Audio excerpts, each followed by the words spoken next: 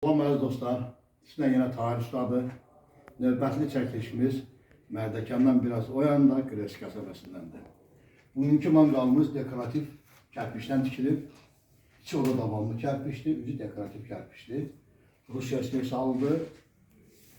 Bu manqalımızı müştərinin zövqünə görə tikmişik. Həmişəki kimi bu manqalımızın içinə oda davamlı ışıqlar koymuşuq və qaz üçün yer koymuşuq.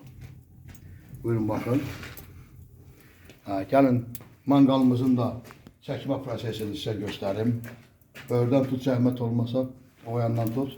Bax, odumuz çöldə yanır, görürsünüz. Alov hansı istiqamətdədir? O yan hələ qobrada çıxardım, baxın. Bu da manqalımızın iş prosesi. Sizlə Tahir Ustaydı. Gələn çəkilişlərə qədər hələlik sağ olun. Allah xeyirli uğurlu eləsin inşallah.